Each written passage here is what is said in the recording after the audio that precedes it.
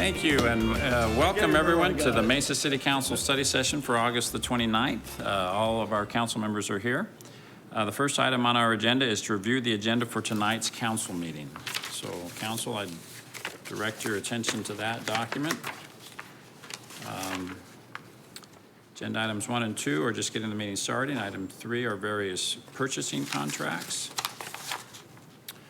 Agenda item 4 is the introduction of various ordinances. Any questions regarding number 4? Yeah, I wanted to bring up a little bit on 4A. I noticed that the department's intent is to collect some additional information from applicants, and we've been working for a very, very long time at the city, Mr. Brady, on a single portal for businesses to be able to interact with, to be able to submit information. And what I'm cautious about is having extra steps that businesses have to go through, and they miss a crack and then we fine them or something, So I just, are we close to being able to have a single portal that can accommodate this request? Yes, that is the intent with the upgrade to Acela. Am I saying that right? Wait, Dan, come here and make sure I'm saying the right thing, Ed. I may be making up a name. But there is, yes, that is the intent, is to have a place where, whether you're getting an alarm permit or an inspection permit or a building permit, you can come into one location, put your information in, and then we hold on to it. What did I get that? That is correct. I got the Acela, I got it right, okay. How close are we to be able to plug this talk about information into that system so fire gets what they need and we're able to continue to build a simple database for businesses to be able to interact with? We've just been revising the project timeline, so we're trying to fit all these pieces together. But the target for the go live and Tim and I's target is to have all of our licenses, including the FSOP, for the go live February 27th. Very nice. Do you have funding sufficiently to be able to include this element in a? The changes that we've done with the timeline, that's one of the questions we're trying to answer right now, because this was going to go live shortly after, the FSOP was going to go live shortly after the main go live. That was when the go live was scheduled for June and July. So as we've now changed that go live deadline, this was the item that we were going to use as our internal build. This was the first one we were going to build ourselves. And so we're fitting all the pieces together at this point. We're making the decision on whether or not this needs to be contracted out, or if this is going to be the one that we've used all those skills that we've been learning for the last year to actually put it together ourselves. But our intent is that regardless of which way it's built, it will be included in the February 27th go live. Yeah, I would presume it'd be I know all of my colleagues have talked about this for a while, that it's kind of been the consensus of my colleagues to make sure that this happens and that funding is allocated appropriately to make sure that it happens. But just, I'm okay with this item. I'm not going to pull it off consent agenda as long as that principle is still moving forward. So it sounds like it is, which is exciting. It'd be a great benefit to all of us if we have a single portal for all this information to come into. It'll help consolidate a lot of work that's going on now. Great, thank you. Appreciate the update. Thank you. Thank you, council. Any other questions on item 4? Item 5 is to Mr. Cavanaugh.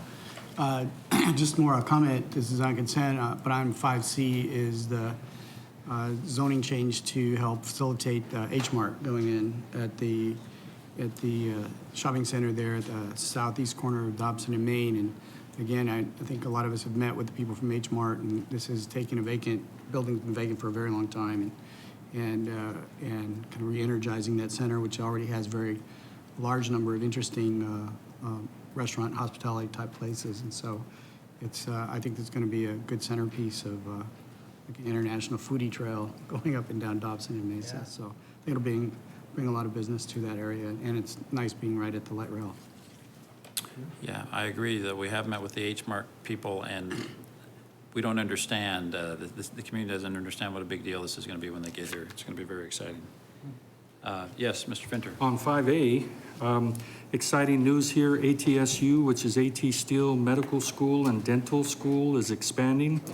They're putting in a parking garage and then a new educational facility. This is great news. This is a center that's known throughout the country as one of the top dental schools and also PA schools. So we're really excited about that going on. It's going to mean a great deal for that area with students and educators, and so great news.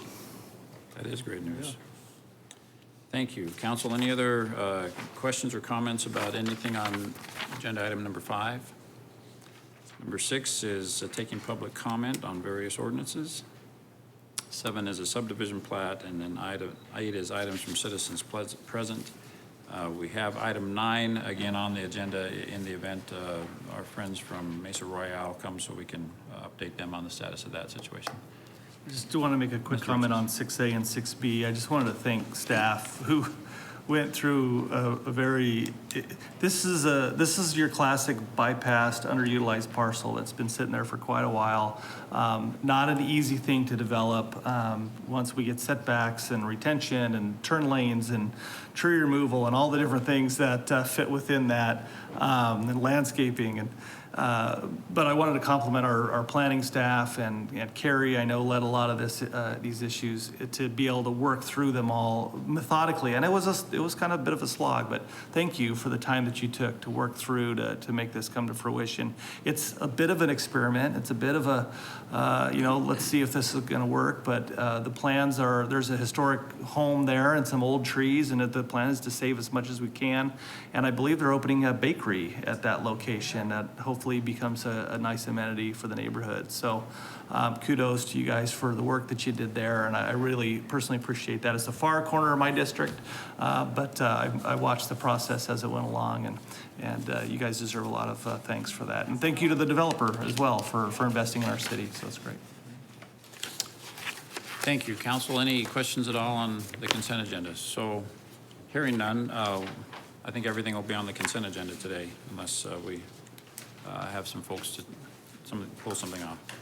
Next item on our agenda is item number 2, hear a presentation and provide direction on the proposed Mesa Heritage Neighborhood Program. John? Mayor and Council, this is my item to present with you this evening. As you know, in our city's general plan, one of the key components in there is that we take steps to help create and maintain our neighborhoods within the community. One of the tools we have in place today to help us with maintenance of neighborhoods is our historic preservation program. It's a program that has helped several neighborhoods throughout the city to draw attention, to provide some guidance and direction to help them preserve and maintain themselves. We do have 7 national districts and over 20 landmarks designated within the city currently. Historic districts are based primarily on the structures, the integrity of the structures, and maintaining the integrity of those structures. And it's achieved through a zoning process that then puts in requirements for certificates of occupancy before you can modify those structures. And it does a good job for what it does. But as we have looked around the community and visited with some of our neighborhoods, the historic preservation program doesn't really quite fit maybe as a tool to help them to maintain in the long term. A couple of examples that we worked with, primarily the Washington Park Escobedo area and the Lehigh area, again, both significantly historically important to the city and the history they have, but applying the historic district option doesn't work very well there because the structures that are there don't maybe really meet that program. So we thought about and worked with the Historic Preservation Board, see if we couldn't come up with another tool that might be helpful in some of these areas. And what we're proposing to the council this evening is what we're calling the Mesa Heritage Neighborhood Program. The key features of this is that it would be based as much or more on some of the social and cultural history that a neighborhood might represent. Again, if you think of Washington Park Escobedo with its history in Mesa or the Lehigh area, they would fit into that type of program. And that it would be adopted through some type of, through a resolution rather than ordinance, so it wouldn't have some of the same strict requirements that a historic district has for maintenance into the future of actual buildings and structures. But through this, we could work to help preserve the look and the feel of the neighborhood as it has been historically.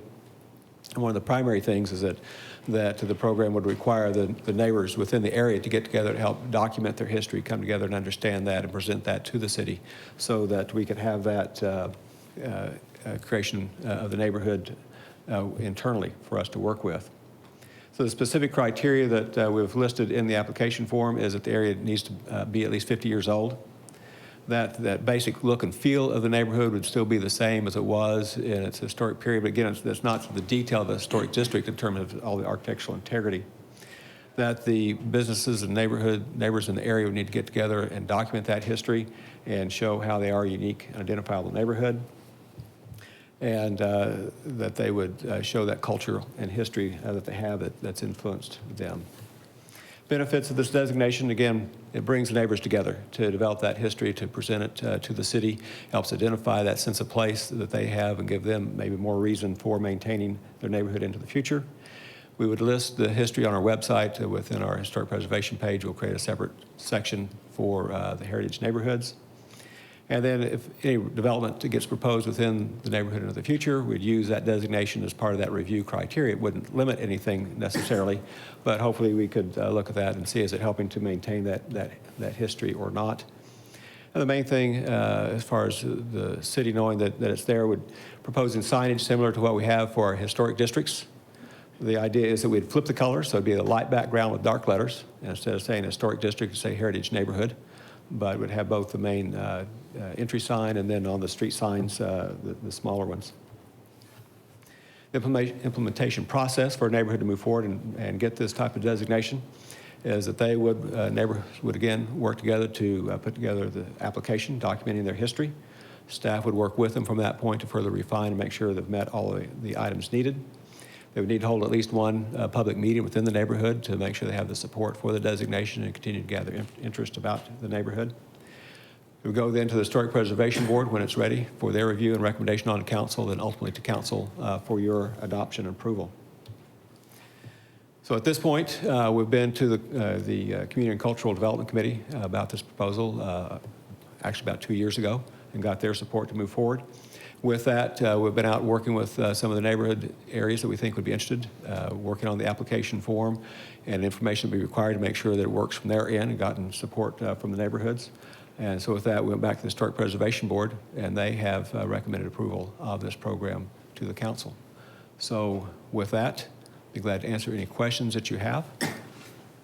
Thank you. Mr. Richards, Jim, and then Mr. Thompson. can you confirm that we don't have any Prop 207 issues with this approach? You know, Prop 2... Yeah, I can't imagine any Prop 207. This is largely, and you see the signs, they're actually going to go on, within the city right away on city property. The other signs, to the extent that someone wants, a similar sign on their own property, they would be consenting to it. Well, no, it's not a signage issue. It's a classification issue with Prop 207, the letter part of Prop 207 that talks about that, we might want to, we get Prop 207 waivers when we do rezoning cases and stuff. I just want to confirm that we don't have any legal issues with this approach, because it seems like a city-only approach and it's pretty benign. We can look at it some more, but it's not like an overlay district, at least my understanding. Right. It's more. It's not a zoning at all. It's not something that, in other words, it's not something that is placed onto their property. That's why, Right. in other words, this is similar to someone bringing up, when there's two adjacent property owners and someone else adjacent is rezoning or doing something on their property, the adjacent property owner doesn't get to bring a Prop 207 because we're not doing something on their property. You just don't get to sort of have this adjacency argument. And in this situation, the sign is going on the city right away. So that's why when I say the location of the sign to me is really important, is the concept that while it's next to your property, it's not on your property. So, and it's not like an overlay zone, like I think what you're thinking is similar to like Flagstaff and the historic overlay, Right. which they did. This isn't done by ordinance either. It's done by resolution, which Right, is, and it I doesn't think, the sort key of, difference. and it doesn't overlap onto there's not sort of like an overlap onto the adjacent property conceptually in law. I just wanted to make sure we included that in a public meeting so we know that we had checked that box. Thanks. Well, to follow through on that argument, though, it seems like the argument would be that there's a diminution of value because we're putting an additional restriction on the use of this property, and so arguably we might have to compensate property owners because before we did this, they could do A, B, and C, and now they can only do A and C. Does this restrict the use of the property in any way? Right, Mayor, Council, there's no restriction of property. It is strictly an honorary type title that gives them support. Right. Got it. So it's just a kind of a community pride thing more than anything Correct. else. It doesn't restrict how you can use your property. Not at all. And that was my concern. I think it's a great idea, but, consideration during any development decisions, because I know that Phoenix has a historic district around what's a subdivision there? But anyway,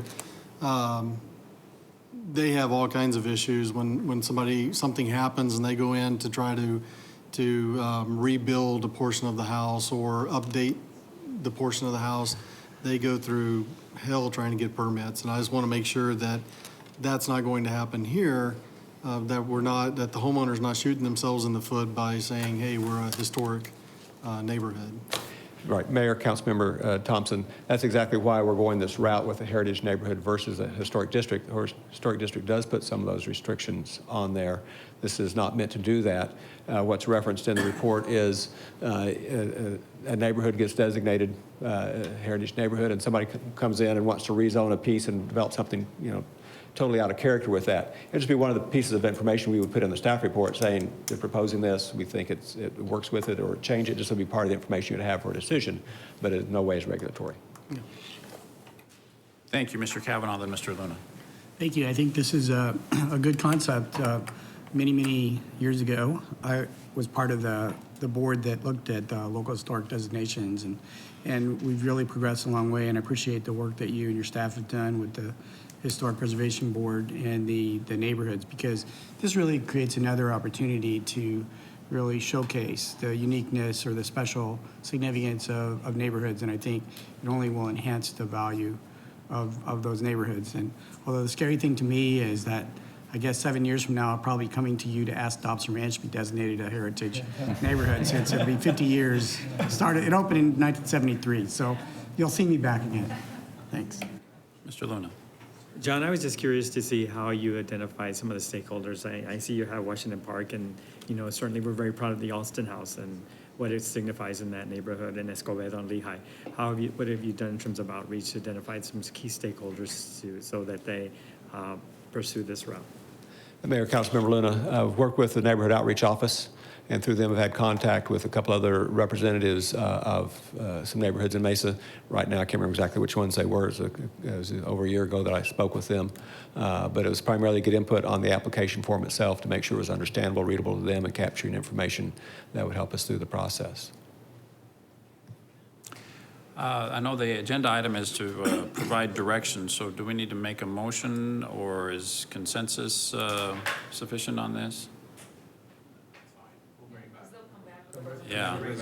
I'm under the impression that I'm hearing a lot of positive comments, John, so I think that's a direction. Yeah.